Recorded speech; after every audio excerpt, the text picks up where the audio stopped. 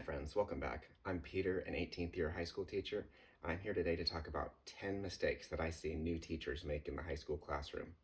The first of these mistakes is not being friendly to students.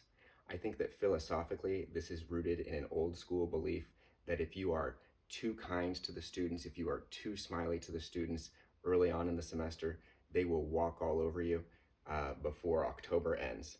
And I don't think that this holds true. It might have been true in the 60s or 70s or 80s, but I think today more adults smile at more students more often. Children have grown up in a world where a number of adults have even given them deference. And if you are not kind to your students, if you are not smiley to your students, they will shut down and they will often just think that you don't like them.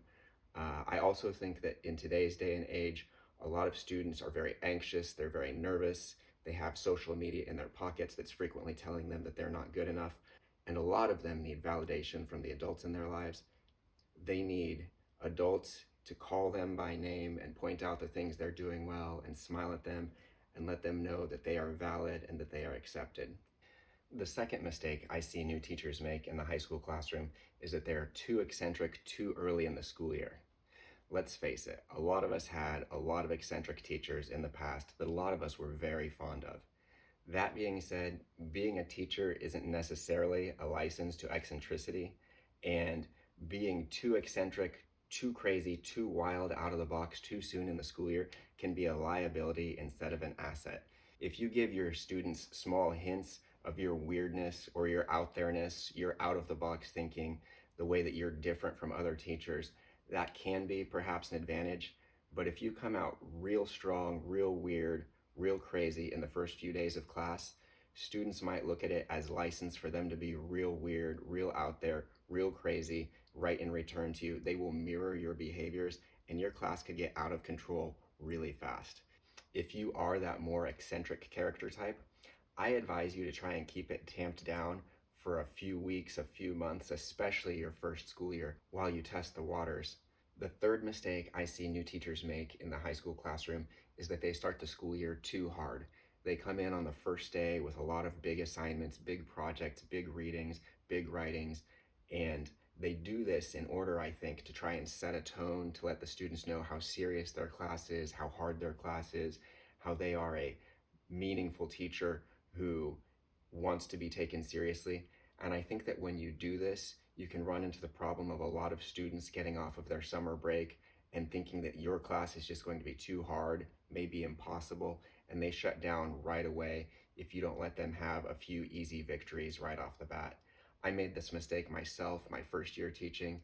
I came in to teach a ninth grade class. I chose a novel. I chose a short novel thinking that we could do it.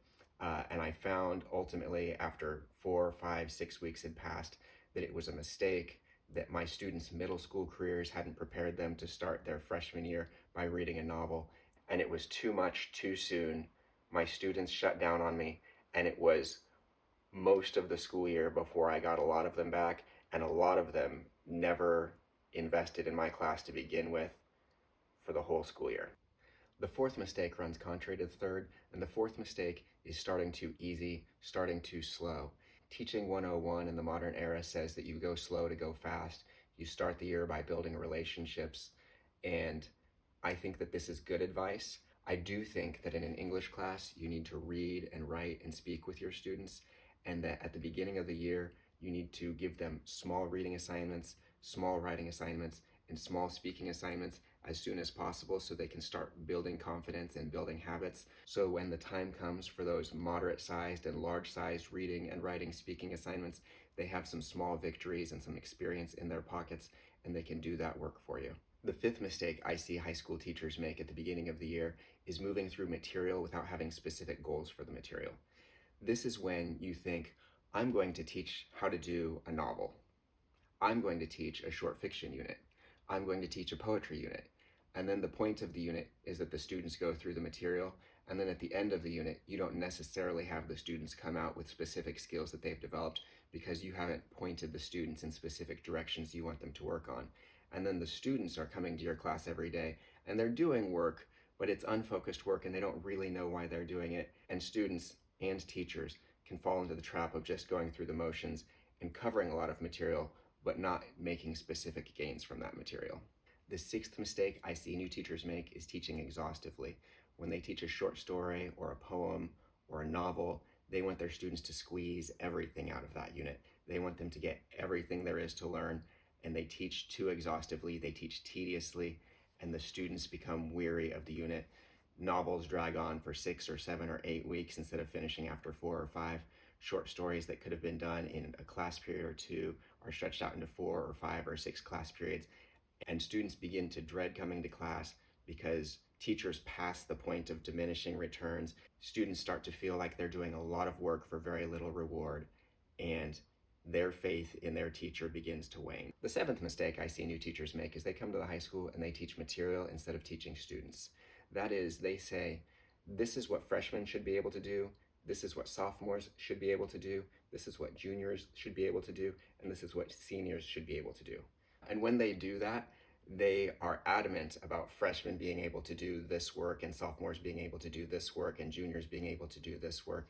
And they teach the work they think the students ought to be able to do without ever doing the formal and informal assessment at the beginning of the year to figure out where the students are at. And what strong veteran teachers do is they figure out where their students are at, or by virtue of having been at the school for a number of years, they know where the students will be at when the students come in, and they meet the students where they are, and they pick them up on the continuum, and they carry them along on that continuum. They don't have the students jump from here to here abruptly. The eighth mistake I see new teachers make is also one that I was guilty of for my first year or two, and that is holding on entirely too tight and fearing student voice.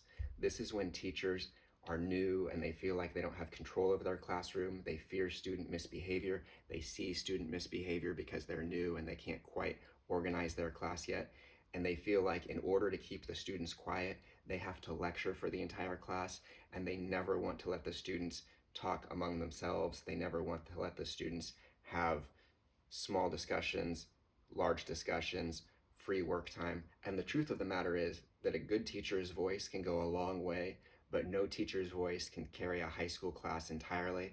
And a high school class ought to be a place that experiences a wide range of volume levels.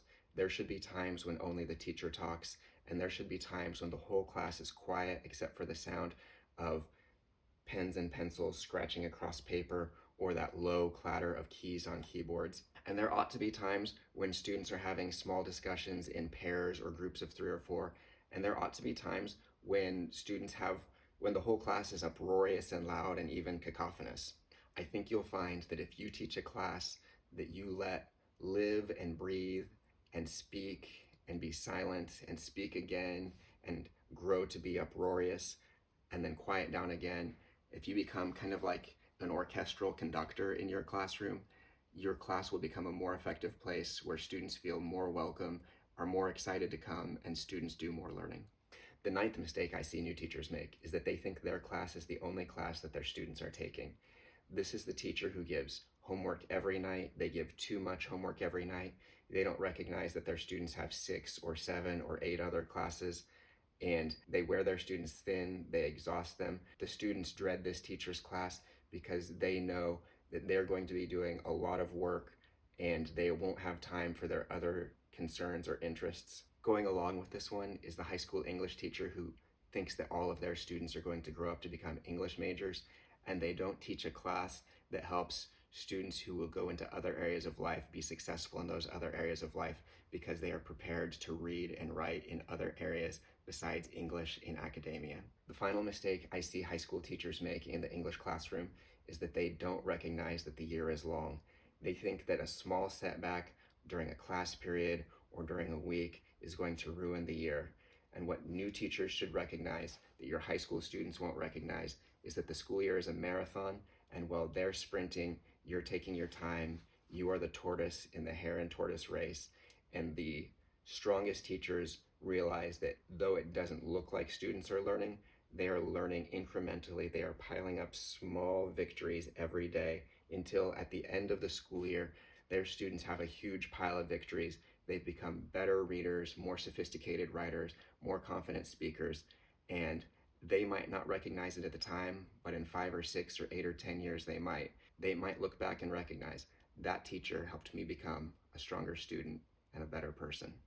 Those are my 10 mistakes I see new teachers make. I'd love to see your questions and feedback in the comment section below. Thank you so much. Happy teaching.